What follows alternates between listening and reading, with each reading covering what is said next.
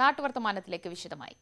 Wayanad Banasura Sagar dam റിസർവോയറിൽ കൊട്ടവഞ്ചി മറിഞ്ഞ് കാണാതായവരിൽ 2 പേരുടെ മൃതദേഹം കണ്ടെത്തി.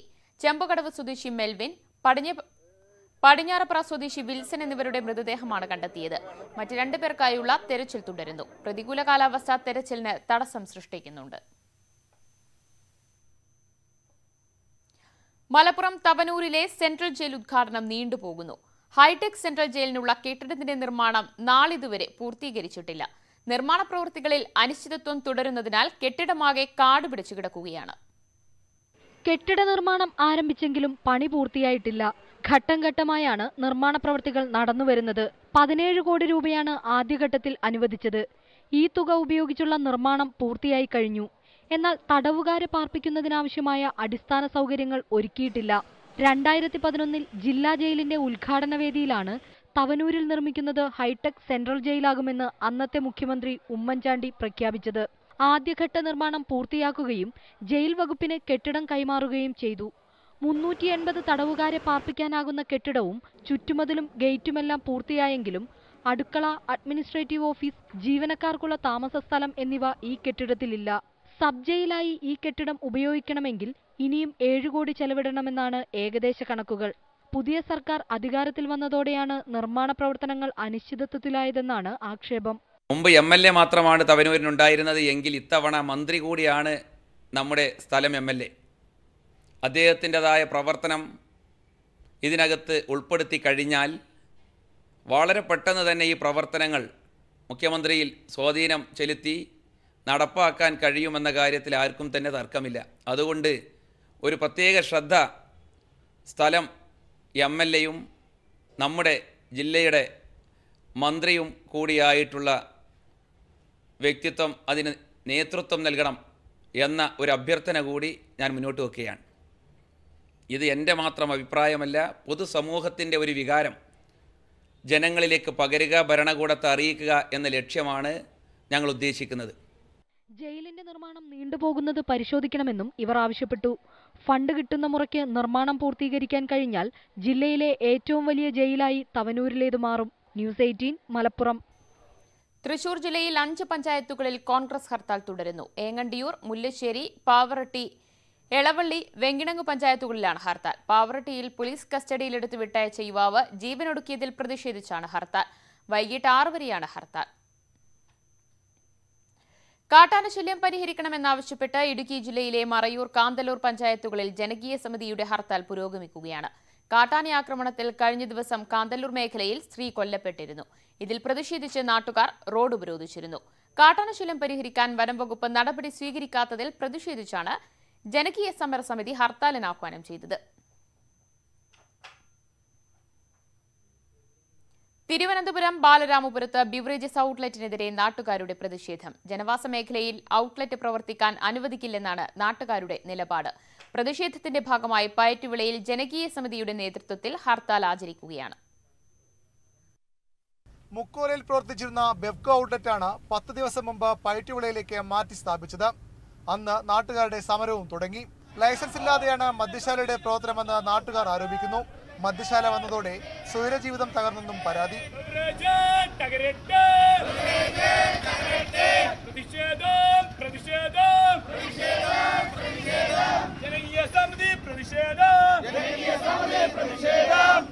രാത്രി 10 തൊട്ട് നേരം എടുക്കുന്നവരെ ഉറങ്ങാൻ പറ്റിയിട്ടില്ല വീട്ടിൽ. അതുപോലെ ഇവിടെ റോഡിൽ ഒന്നും സന്ധ്യയായ ഒറ്റ മനുഷ്യരും പെണ്ണുങ്ങൾക്ക് വെളിയിറങ്ങി നടക്കാൻ ഒന്നിനും പറ്റില്ല. പ്രായമായവരെയും കുട്ടികളെയും മുൻനിരയിൽ അണിനിർത്തിയാണ് മദ്യശാല വിരുദ്ധ സമരം. ഞങ്ങൾക്ക് ഇതുവഴി നടക്കാനും പറ്റില്ല. മാമന്മാരും ഞങ്ങൾമാരും കുടിച്ചുകൊണ്ട് ഞങ്ങൾക്ക് ഇതുവഴി നടക്കാൻ പേടിയാണ്. എല്ലാ രാഷ്ട്രീയ പാർട്ടികളും പിന്തുണ നൽകുന്ന സമരം എ. വിൻസെന്റ് MLA ഉദ്ഘാടനം ചെയ്തു. ഇന്നലെ നടന്ന പ്രതിഷേധത്തിനിടെ ഔട്ട്ലെറ്റ് പ്രവർത്തിക്കുന്ന കെട്ടിടത്തിന്റെ ഉടമയ്ക്ക് വെട്ടേറ്റിരുന്നു. സംഘർഷ സാധ്യത കണക്കിലെടുത്ത് പോലീസ് സംഘവും സ്ഥലത്ത് ക്യാമ്പ് ചെയ്യുന്നുണ്ട്. ഇന്ന് ഔട്ട്ലെറ്റിനുള്ളിലേക്ക് തള്ളിക്കറാനുള്ള നാട്ടുകാരുടെ ശ്രമം നേരിയ തോതിൽ സംഘർഷത്തിനിടയാക്കി.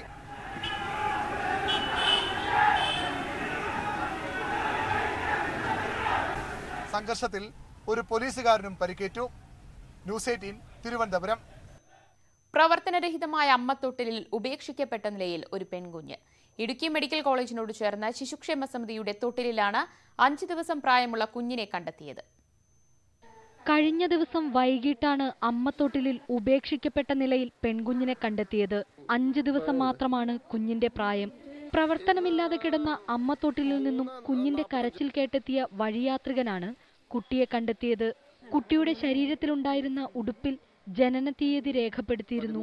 ഇതിൽ നിന്നുമാണ് കുട്ടിയുടെ പ്രായം കണ്ടെത്താനായത്. നിലവിൽ ഇടുക്കി മെഡിക്കൽ കോളേജിൽ നഴ്സുമാരുടെ പരിചരണത്തിലാണ് ഈ കുട്ടി. അടുത്ത ദിവസം കുട്ടിയെ ശിശുക്ഷേമ സമിതിക്ക് കൈമാറും. അധികാരികൾ ഒരു വലിയ പേരും പ്രശസ്തിയായിട്ടൊക്കെ ഉണ്ടാക്കി.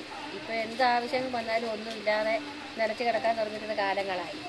ഏതായാലും ഒരു വലിയ മനുഷ്യർ ഇങ്ങോട്ട് ആ സന്ധ്യ നേരം അതിൻ്റെ പുറത്തോട്ട് ഇറങ്ങുന്ന വെളുപ്പിന് ഇറങ്ങിയ പട്ടിയെല്ലാം കൂടെ അവരെ കൊന്നു തിന്നാൻ ഇറങ്ങുക. ഏതായാലും കൊച്ചിൻ്റെ ഭാഗ്യം കൊണ്ട് ഏത് കുഞ്ഞായാലും അതിൻ്റെ ഭാഗ്യം കൊണ്ട് അതിനെ ആരോ കരയുന്ന കേട്ടോണ്ടാണ് ഇന്ന് അതിനെ എടുത്തത്. 2009 മുൻ ആരോഗ്യവകുപ്പ് മന്ത്രി PK ശ്രീമതി ഈ അമ്മത്തൊട്ടിൽ ഉദ്ഘാടനം ചെയ്തത്. നായശല്യം രൂക്ഷമായ പ്രദേശത്ത് സുരക്ഷിതമായ റോഡോ സിഗ്നലുകളോ ഇല്ലാത്തതിനാലാണ് അമ്മത്തൊട്ടിൽ പ്രവർത്തനരഹിതമായത്. ന്യൂസ് 18 ഇടുക്കി. ചെങ്ങറ ഭൂസമരക്കാരെ മറന്ന് അധികാരികൾ. ഇവർക്ക് വാസയോഗ്യമായ സ്ഥലം നൽകാൻ സർക്കാർ തയ്യാറായില്ല. മലപ്പുറം ജില്ലയിലെ കരേക്കാടിൽ സർക്കാർ നൽകിയ ഭൂമിയെ സമരക്കാർ കൈയൊഴിഞ്ഞു. ചെങ്ങറ ഭൂസമരത്തിൽ പങ്കെടുത്ത 10ഓളം കുടുംബങ്ങൾക്കാണ് മലപ്പുറം ജില്ലയിലെ കാരക്കോടിൽ ഭൂമി പതിച്ചു നൽകിയത്. ജീവിക്കാൻ വേണ്ടി പോരാട്ടം നടത്തിയ മനുഷ്യർക്ക് നൽകിയത് വാസയോഗ്യമല്ലാത്ത ഭൂമി. അതിൽ തന്നെ 1-2 കുടുംബങ്ങൾക്ക് മാത്രമാണ് വീട് നിർമ്മാണം പൂർത്തീകരിക്കാൻ കഴിഞ്ഞത്.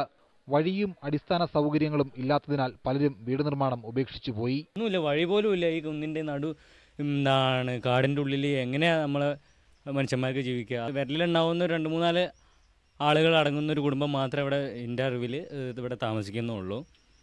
അപ്പോൾ അവിടെയുള്ള ഇപ്പോൾ താമസിക്കുന്നവർക്ക് തന്നെ നമ്മൾ എന്താ പറയുക, നല്ല സൗകര്യങ്ങളോ അടിസ്ഥാന സൗകര്യങ്ങളോ ഒന്നും അവർക്ക് ഇല്ല. കാടിനുള്ളിൽ ഭൂമി അനുവദിച്ച ശേഷം ബന്ധപ്പെട്ട അധികൃതരാരും ഇങ്ങോട്ട് തിരിഞ്ഞു നോക്കിയിട്ടില്ല. വീട് നിർമ്മിക്കാനുള്ള സഹായവും നൽകിയിട്ടില്ല. ചെങ്ങറ ഭൂസമരക്കാരോട് തുടരുന്ന അവഗണനയ്ക്ക് ഇന്നും പരിഹാരമുണ്ടായിട്ടില്ല എന്നതിന്റെ ഉത്തമ ഉദാഹരണമാണ് നിർമ്മാണം പകുതിയിലായി കാടുമൂടിയ ഈ വീടുകൾ. ന്യൂസ് 18 മലപ്പുറം. ഭൂമി കയ്യേറ്റത്തിന് മറപിടിക്കാനാണ് ഹൈറേഞ്ച് സംരക്ഷണ സമിതി ജനങ്ങളിൽ തെറ്റിദ്ധാരണ പരത്തി തെരുവിലിറക്കിയതെന്ന് PT തോമസ് MLA. ഇത്തരത്തിൽ തട്ടിയെടുത്ത ഭൂമി ഒഴിപ്പിക്കാൻ വന്ന ഉദ്യോഗസ്ഥരെ വൈദ്യുതി മന്ത്രിയെ കൂട്ടുപിടിച്ച് നേരിടുകയാണ് ഇവർ ചെയ്തത്. തട്ടിപ്പുകൾ നടത്താനാണോ ചിലർ MPയും MLAയും ആകുന്നതെന്നും PT തോമസ് ചോദിച്ചു. വാഴത്തോപ്പ് ലക്ഷം കവലയിൽ കോൺഗ്രസ് ബൂത്ത് സമ്മേളനം ഉദ്ഘാടനം ചെയ്യുകയായിരുന്നു അദ്ദേഹം. തങ്ങളുടെ ഭൂമി കയ്യേറ്റത്തിന് മറപിടിക്കാൻ വേണ്ടി പാവങ്ങളെ ഹൈറേഞ്ച് സംരക്ഷണ സമിതി എന്നൊക്കെ പറഞ്ഞ് സമരത്തിനും ബഹളത്തിനും ഒക്കെ കൊണ്ടുപോയി ഏക്കർ കണക്കിന് സ്ഥലം തട്ടിയെടുത്ത് ആ സ്ഥലത്തെ നോട്ടീസ് കൊടുത്ത് ഇറക്കാൻ വരുമ്പോൾ ഉദ്യോഗസ്ഥനെ തടയുകയും സമരം ചെയ്യുകയും അതിന് വൈദ്യുതി മന്ത്രിയെ കൂട്ടുപിടിക്കുകയും ഒക്കെ ചെയ്ത് നടന്ന നാടകം മുഴുവൻ നമ്മുടെ നാട് കണ്ടു. അപ്പം ഇങ്ങനെയുള്ള തട്ടിപ്പുകൾ തുടരാൻ വേണ്ടിയാണോ MLAയും MPയും അതുപോലുള്ള പദവികളൊക്കെ ഓരോരുത്തരാകുന്നത്? ക്ഷേമ പെൻഷൻ മാത്രമുള്ള കുടുംബത്തിന് റേഷൻ കാർഡിൽ മാസവരുമാനം 1 ലക്ഷത്തോളം രൂപ. മുൻഗണനാ ലിസ്റ്റിൽപ്പെട്ടത് കാരണം സൗജന്യമായി കിട്ടിയിരുന്ന റേഷൻ പോലും കിട്ടാത്ത അവസ്ഥയിലാണ് നിർധന കുടുംബം. വൃദ്ധരും രോഗബാധിതരുമായ അംഗങ്ങളുള്ള കുടുംബത്തിന് സർക്കാരിന്റെ ക്ഷേമ പെൻഷനാണ് ആകെയുള്ള വരുമാനം. കാർഡിൽ ഉൾപ്പെട്ട അംഗങ്ങളാകട്ടെ 70 വയസ്സിന് മുകളിൽ പ്രായമുള്ളവരും. എന്നാൽ ഇവർക്ക് കിട്ടിയതാകട്ടെ ആനുകൂല്യങ്ങൾക്ക് അർഹതയില്ലാത്ത വെള്ള റേഷൻ കാർഡ്. കാർഡിൽ രേഖപ്പെടുത്തിയിരിക്കുന്ന മാസവരുമാനം ഞെട്ടിക്കുന്നതാണ്. 275 രൂപ വരുമാനമുള്ള കുടുംബത്തിന് കാർഡിൽ രേഖപ്പെടുത്തിയിരിക്കുന്ന വരുമാനം 96,295 രൂപയാണ്. പന്മന വടക്കുംതലമേക്ക് പുല്ലുംപുറത്ത് കമലാക്ഷിയും കുടുംബവുമാണ് സർക്കാരിന്റെ അനാസ്ഥ മൂലം ഈ ദുരിതം നേരിടേണ്ടി വന്നത്. ഇതുകാരണം കഴിഞ്ഞ 6 മാസക്കാലമായി റേഷൻ സാധനങ്ങൾ കിട്ടുന്നില്ല. റേഷൻ കാർഡ് മുകളിലാക്കിയെന്ന് റേഷൻ കടക്കാരൻ പറഞ്ഞപ്പോഴാണ് അറിയുന്നത്. അന്ന് മുതൽ ഇപ്പോൾ 9 മാസമായി ഇതുവരെ അരി കിട്ടിയിട്ടില്ല. ഗ്യാസ് ഇല്ല, ഫ്രിഡ്ജില്ല, ഇതൊന്നും TV ഇല്ല, ഇതൊന്നും ഞങ്ങൾക്കില്ല.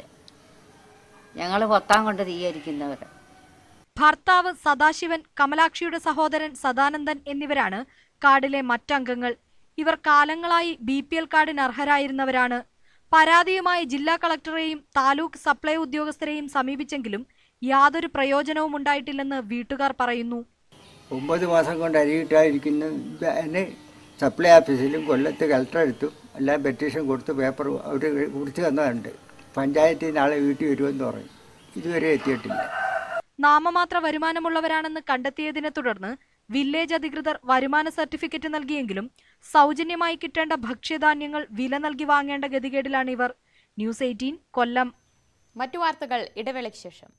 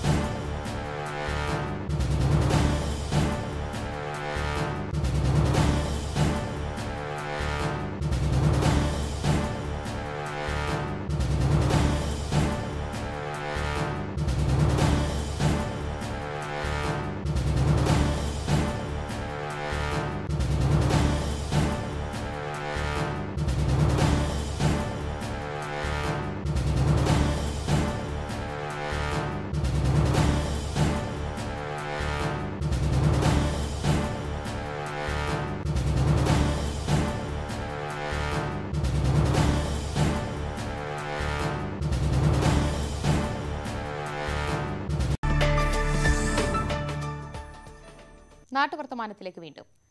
മകളും കുടുംബാംഗങ്ങളും എല്ലാം ഉണ്ടായിട്ടും നോക്കാൻ ആളില്ലാതെ ആശുപത്രിയിൽ തള്ളപ്പെട്ട് ഒരമ്മ. കോഴിക്കോട് ബീച്ച് ആശുപത്രിയിലാണ് ഈ കാഴ്ച. 70 വയസ്സുള്ള ജയാമണി കഴിഞ്ഞ 5 മാസമായി ആരും തുണയില്ലാതെ ആശുപത്രിയിൽ കിടക്കുകയാണ്.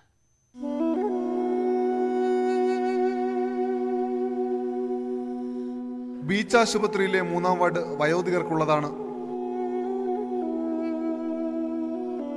അവിടെ 2ാമത്തെ കട്ടിലിൽ ആരോടും സംസാരിക്കാതെ പരാതിയും പരിഭവവും ഇല്ലാതെ കിടക്കുകയാണ് ജയാമണി.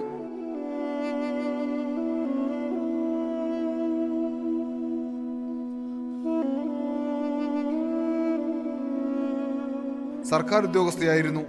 ഒരു മകളും മറ്റു ബന്ധുക്കളുമുണ്ട്. പക്ഷേ എഴുന്നേൽക്കാൻ കഴിയാതെ കിടപ്പിലായപ്പോൾ ആശ്വാസം പകർന്ന് കൂടെ നിൽക്കാൻ ആരുമില്ല.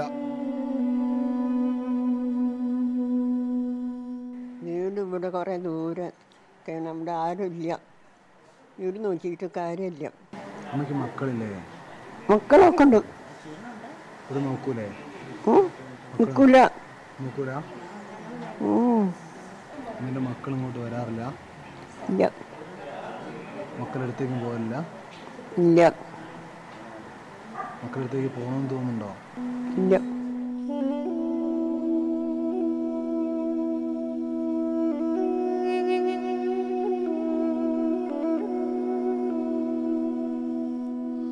ഇടയ്ക്കൊക്കെ ചുറ്റുമുള്ളവരോട് സംസാരിക്കും. അങ്ങനെ അറിഞ്ഞ വിവരങ്ങളെ വാർഡിലെ മറ്റു രോഗികളോടൊപ്പമുള്ള കൂട്ടിരിപ്പുകാർക്കും പറയാനുള്ളൂ. ഞങ്ങളിന്ന് രാവിലെ ചായ കൊണ്ടു കൊടുത്ത്, അപ്പോൾ പറഞ്ഞ ചായ കുടിക്കൂല, കാപ്പിയാണ് കുടിക്കാമെന്ന്. നേരെ ചായ അവിടെ തന്നെ വെച്ച് നേരെ സിസ്റ്റർമാർ വന്ന് കാപ്പി വാങ്ങിക്കൊണ്ട് കൊടുത്ത്. വാർഡിലെത്തുന്ന കൂട്ടിരിപ്പുകാരുടെയും നഴ്സുമാരുടെയും കരുണയിലാണ് ജയാമണി കഴിഞ്ഞുകൂടുന്നത്.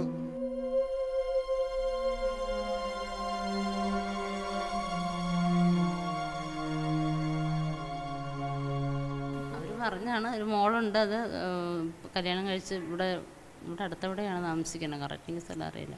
അപ്പോൾ അവർ കൊണ്ടുപോകാത്തതാണ്. അവർ പല പ്രാവശ്യം അറിയിച്ചതാണ്. പോലീസ് ഇൻറ്റിമേഷൻ കൊടുത്തു, എന്നിട്ടൊന്നും അവർ വരാത്തതാണ്, കൊണ്ടുപോകാത്ത. ഇപ്പോൾ ഇത്ര കുറേ മാസങ്ങളായിപ്പോൾ ഇവരിവിടെ കിടക്കുന്നത്. 9/5 വന്ന പേഷ്യൻ്റ്. അപ്പോൾ ഇവിടെ തന്നെ ഞങ്ങൾ തന്നെ നോക്കും, ഭക്ഷണം കൊടുക്കും, എല്ലാം നമ്മൾ തന്നെ ചെയ്യും. പല പ്രാവശ്യം അറിയിച്ചിട്ടും വരാഞ്ഞതാണ്. അവരിങ്ങനത്തെ ഒരു അമ്മ ഇല്ലെന്നുള്ളതിലാണ് പറഞ്ഞത്.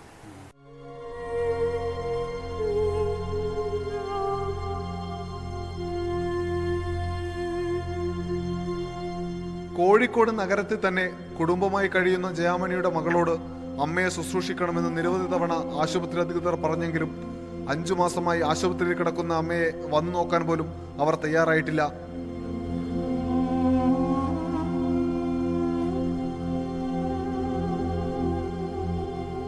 മകളും കുടുംബവും എല്ലാമുള്ള അമ്മയെയാണ് ഇങ്ങനെ ആശുപത്രി കിടക്കയിൽ തള്ളിയിരിക്കുന്നത്. സാമൂഹ്യ സുരക്ഷയിൽ മുന്നിൽ നിൽക്കുന്ന കേരളം എന്തു മറുപടി പറയും ഈ അമ്മയോട്? K Anupadas, news 18 Kozhikode. തിരുവനന്തപുരം നഗരത്തിലെ തെരുവിലന്തിയുറങ്ങുന്നവർക്ക് തലചായ്ക്കാൻ ഇടമൊരുങ്ങുന്നു. ഭവനരഹിതരായ തെരുവുവാസികൾക്ക് സുരക്ഷിതവും ശുചിത്വ സൗകര്യങ്ങളുമുള്ള അഭയകേന്ദ്രമൊരുക്കാനുള്ള പദ്ധതിയുമായി തിരുവനന്തപുരം നഗരസഭ രംഗത്ത്. ഇതിനു മുന്നോടിയായി തെരുവോരങ്ങളിൽ അന്തിയുറങ്ങുന്നവരെ കണ്ടെത്താൻ ഇന്നു മുതൽ സർവേ ആരംഭിക്കും. ഉപജീവനത്തിനായി കൂലിപ്പണിയെടുക്കുന്നവർ. പക്ഷേ രാത്രി ഉറക്കം കടത്തിണ്ണകളിലും തെരുവോരങ്ങളിലും. അന്തിയുറങ്ങാൻ സുരക്ഷിതമായൊരിടം എന്നത് ഈ തെരുവുവാസികളുടെ സ്വപ്നവും. ഈ തിരിച്ചറിവിൽ നിന്നാണ് തിരുവനന്തപുരം നഗരസഭ പുതിയ പദ്ധതി ആവിഷ്കരിക്കുന്നത്. ദേശീയ നഗര ഉപജീവന മിഷൻ പദ്ധതി പ്രകാരം സുരക്ഷിതവും ശുചിത്വമുള്ളതും ജീവനോപാധിക്ക് കോട്ടം തട്ടാത്തതുമായ അഭയ കേന്ദ്രങ്ങളാണ് പരിഗണനയിലുള്ളതെന്ന് തിരുവനന്തപുരം മേയർ വി.കെ. പ്രശാന്ത് പറഞ്ഞു. അവർക്ക് ആവശ്യമായിട്ടുള്ള ഐഡന്റിറ്റി കാർഡ് ഉൾപ്പെടെയുള്ള കാര്യങ്ങൾ ആ ബന്ധപ്പെട്ട ഉദ്യോഗസ്ഥരുടെ കയ്യിലുണ്ടാവും. നഗരസഭയുടെ ഔദ്യോഗിക വാഹനത്തിൽ, നമ്മുടെ ഹെൽത്ത് വിഭാഗത്തിന്റെ നൈറ്റ് സ്ക്വാഡ് വാഹനത്തിലായിരിക്കും ആ ടീം സഞ്ചരിക്കുക. അപ്പോൾ 10 ദിവസം കൊണ്ട് നഗരത്തിലെ മുഴുവൻ സ്ഥലങ്ങളിലുമുള്ള തെരുവോരങ്ങളിൽ അന്തിയുറങ്ങുന്ന ആൾക്കാരെ കണ്ടെത്തുകയും ആ കണ്ടെത്തുന്ന വിവരങ്ങൾ സംസ്ഥാന മിഷന് കൈമാറിക്കൊണ്ട് NULM ഫണ്ട് ഉപയോഗിച്ചുകൊണ്ട് നഗരസഭയിൽ ലഭ്യമായിട്ടുള്ള സ്ഥലങ്ങളിൽ അവർക്ക് ഒരു കേന്ദ്രം, ഒരു പാർപ്പിട സൗകര്യം ഉൾപ്പെടെയുള്ള കേന്ദ്രം ഉണ്ടാക്കുക എന്നുള്ളതാണ് ഈ പദ്ധതി വഴി വിഭാവനം ചെയ്യുന്നത്. തെരുവിൽ രാത്രി ഉറങ്ങുന്നവരെ കണ്ടെത്താൻ വിപുലമായ സർവേ കോർപ്പറേഷൻ ആരംഭിക്കും. ഇന്നു മുതൽ 10 ദിവസം തുടർച്ചയായി രാത്രികാലങ്ങളിലാണ് സർവേ. രാത്രികാലങ്ങളിലെ തെരുവ് കച്ചവടക്കാർ, ഓട്ടോ ഡ്രൈവർമാർ, നൈറ്റ് വാച്ച്മാൻമാർ, പോലീസ്, പൊതുജനങ്ങൾ എന്നിവരുടെ സഹായത്തോടെയാണ് സർവേ നടത്തുക. ന്യൂസ് 18 തിരുവനന്തപുരം. വാളയാറിൽ 12 വയസ്സുകാരിയെ പീഡിപ്പിച്ചതായി പരാതി. സംഭവത്തിൽ പെൺകുട്ടിയുടെ അയൽവാസികളായ 5 പേരെ പോലീസ് കസ്റ്റഡിയിലെടുത്തു. സ്കൂൾ കൌൺസിലിംഗിനിടെയാണ് താൻ പീഡനത്തിനിരയായതായി പെൺകുട്ടി വെളിപ്പെടുത്തിയത്. തുടർന്ന് സ്കൂൾ അധികൃതർ വിവരം പോലീസിൽ അറിയിക്കുകയായിരുന്നു. പെൺകുട്ടിയെ വിവിധ സ്ഥലങ്ങളിൽ കൊണ്ടുപോയി പീഡിപ്പിച്ചുവെന്നാണ് പരാതി. സംഭവത്തിൽ പോക്സോ നിയമപ്രകാരമാണ് കേസെടുത്തിട്ടുള്ളത്. കേരളത്തിൽ ഇടവപ്പാതി മഴയിൽ വൻ കുറവ്. യഥാർത്ഥത്തിൽ ലഭിക്കേണ്ടതിന്റെ 25% കുറവാണ് ഇതുവരെ ഇടവപ്പാതി മഴയിൽ ഉണ്ടായിരിക്കുന്നത്. വയനാട്ടിൽ 60%, ഇടുക്കിയിൽ 40% മഴക്കുറവാണ് തെക്കു പടിഞ്ഞാറൻ മൺസൂണിലുണ്ടായതെന്ന് കാലാവസ്ഥാ നിരീക്ഷണ കേന്ദ്രം അറിയിച്ചു. കഴിഞ്ഞ വർഷത്തേതിനേക്കാൾ മെച്ചപ്പെട്ട ഇടവപ്പാതിയാണ് സംസ്ഥാനം ഇക്കുറി പ്രതീക്ഷിച്ചിരുന്നത്. മെയ് 29 ശക്തമായ മഴ ആരംഭിച്ചതോടെ കേരളം അനുഭവിച്ച നൂറ്റാണ്ടിലെ ഏറ്റവും വലിയ വരൾച്ചയിൽ നിന്ന് കരകയറുമെന്ന പ്രതീക്ഷയും സംസ്ഥാനത്തിനുണ്ടായി. എന്നാൽ മഴ തുടങ്ങി ഒരാഴ്ചയ്ക്കുള്ളിൽ കാലവർഷം ദുർബലമായി. തുടർന്ന് ഇടവിട്ട് മഴ കിട്ടിയെങ്കിലും കേരളത്തിൽ പ്രതീക്ഷിച്ച മഴ ലഭിച്ചില്ലെന്നാണ് കണക്കുകൾ. മലയോര ജില്ലകളിലും മഴ നന്നേ കുറഞ്ഞു. 1096.7 മില്ലിമീറ്റർ മഴ ലഭിക്കേണ്ടതിന്റെ സ്ഥാനത്ത് 820.33 മില്ലിമീറ്റർ മഴ മാത്രമാണ് ഇതുവരെ ലഭിച്ചത്. അതായത് ആകെ ലഭിക്കേണ്ടതിന്റെ 25.2% കുറവ്. ഏറ്റവും കൂടുതൽ കുറവ് അനുഭവപ്പെട്ടത് വയനാടാണ്. 59% മഴയുടെ കുറവുണ്ട്. അത് കഴിഞ്ഞാൽ ഇടുക്കി ജില്ല. ഈ 2 ജില്ലകളിൽ വിശേഷിച്ച് മലനാടുകളാണത്. മലനാടുകളിൽ മഴ കുറവായിട്ട് കണ്ടു. ഇടുക്കിയിൽ ഏകദേശം 40% മഴക്കുറവ്. വയനാട്ടിലാണ് രൂക്ഷമായ മഴക്കുറവ് അനുഭവപ്പെടുന്നത്. 1381.41 മില്ലിമീറ്റർ ലഭിക്കേണ്ടതിന്റെ സ്ഥാനത്ത് 556.52 മില്ലിമീറ്റർ മാത്രമാണ് ലഭിച്ചത്. 59.71% മഴക്കുറവാണ് വയനാട്ടിൽ. ഇടുക്കിയാണ് മഴക്കുറവിൽ വയനാടിന് തൊട്ടുപിന്നിൽ. 40.35% കുറവ്. 1124.2 മില്ലിമീറ്റർ മഴ ലഭിക്കേണ്ടതിന്റെ സ്ഥാനത്ത് ഇടുക്കിയിൽ ലഭിച്ചത് 670.58 മില്ലിമീറ്റർ മാത്രം. മറ്റ് 12 ജില്ലകളിലും മഴക്കുറവ് അനുഭവപ്പെടുന്നുണ്ട്.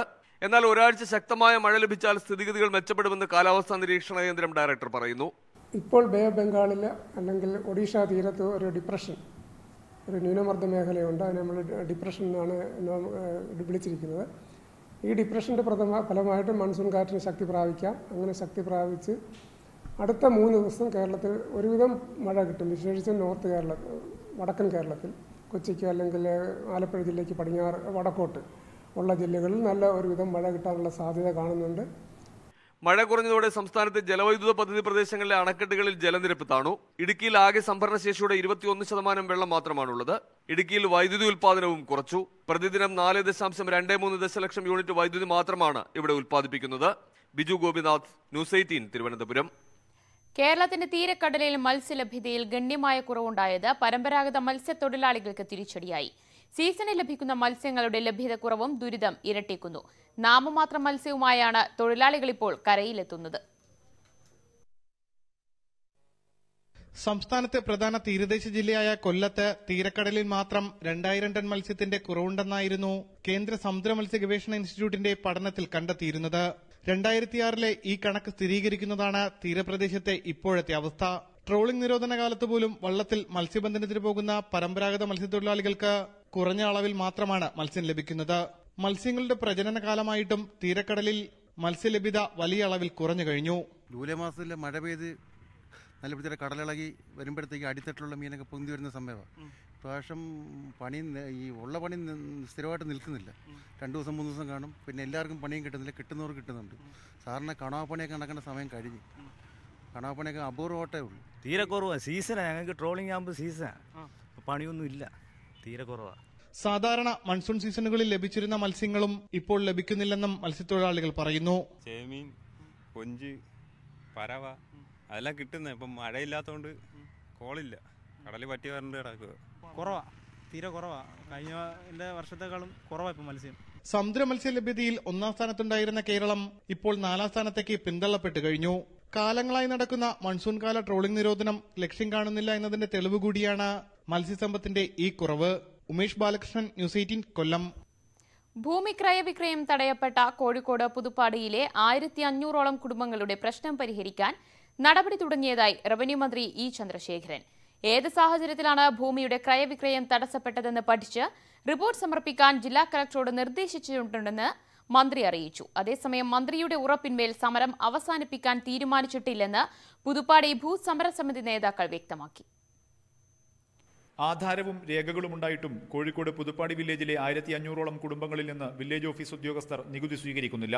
പ്രശ്നം പരിഹരിക്കാൻ പുതുപ്പാടിയിലെ ജനങ്ങൾ അന്തിമ സമരത്തിനിറങ്ങിയതോടെയാണ് പരിഹാരം തേടി റവന്യൂ മന്ത്രി നേരിട്ട് ചർച്ച നടത്തിയത്.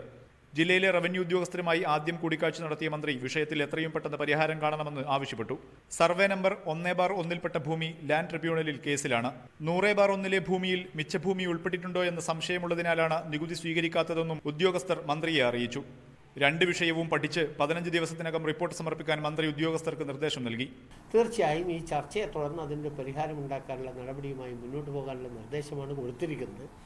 എങ്ങനെയാണ് ആ ലാൻഡ് ബോർഡിലെ കേസ് ഏത് ഘട്ടത്തിലാണ് ഇങ്ങനെ ഒരു സാഹചര്യത്തിൽ അവരുടെ NOC കൊടുക്കുന്നത് പോലും നിർത്തിയത് തുടങ്ങിയ കാര്യങ്ങളടക്കം പരിശോധിച്ച് തുടർന്ന് വേണ്ടുന്ന നടപടി സ്വീകരിക്കും. സമരസമിതി നേതാക്കളുമായി നടത്തിയ ചർച്ചയിലും മന്ത്രി ഇക്കാര്യം അറിയിച്ചു. എന്നാൽ മന്ത്രിയുടെ ഉറപ്പിന്മേൽ സമരം അവസാനിപ്പിക്കാനില്ലെന്നും ഭൂമി നാട്ടുകാർക്ക് ലഭ്യമാക്കുന്നതുവരെ പ്രക്ഷോഭവുമായി മുന്നോട്ട് പോകുമെന്നും നേതാക്കൾ അറിയിച്ചു. മന്ത്രി വളരെ 100% ആത്മാർത്ഥതയോടു കൂടിയാണ് ഉറപ്പ് നൽകിയിട്ടുള്ളത്. പക്ഷേ ഇതിനു മുമ്പും കഴിഞ്ഞ ഗവൺമെൻറ്റിൻ്റെ കാലത്തും റവന്യൂ മന്ത്രിയും ഉദ്യോഗസ്ഥരും എല്ലാം പങ്കെടുത്ത് ചില ഉറപ്പുകൾ നൽകുകയും അത് നടക്കാതെ പോവുകയും ചെയ്ത അനുഭവം അവിടെയുണ്ട്. അതാണ് ഈ സമരം ചെയ്യുന്ന കൃഷിക്കാരുടെ മുമ്പിലുള്ള പ്രധാന പ്രശ്നം. ഭൂമി പ്രശ്നം പരിഹരിക്കണമെന്ന് പുതുപ്പാടിയിലെ നാട്ടുകാർ ഏറെക്കാലമായി ആവശ്യപ്പെടുന്നുണ്ടെങ്കിലും റവന്യൂ ഉദ്യോഗസ്ഥർക്ക് നിസ്സംഗ നിലപാടായിരുന്നു. ചെമ്പനോടയിലെ കർഷകന്റെ ആത്മഹത്യയെ തുടർന്നാണ് അടിയന്തര ഇടപെടലിന് റവന്യൂ വകുപ്പ് നീക്കം നടത്തുന്നത്. ന്യൂസ് 18 കോഴിക്കോട്. ആലപ്പുഴ മാരാരിക്കുളത്ത് ചുഴലിക്കാറ്റിൽ വ്യാപക നാശനഷ്ടം. 8 വീടുകൾ പൂർണ്ണമായും 42 വീടുകൾ ഭാഗികമായും നശിച്ചു. മിക്ക വീടുകളുടെയും മേൽക്കൂര തകർന്നു. നിരവധി മരങ്ങൾ കടപുഴകി വീണു. മാരാരിക്കുളം വടക്ക് പഞ്ചായത്ത് 12ാം വാർഡിലാണ് ചുഴലിക്കാറ്റടിച്ചത്.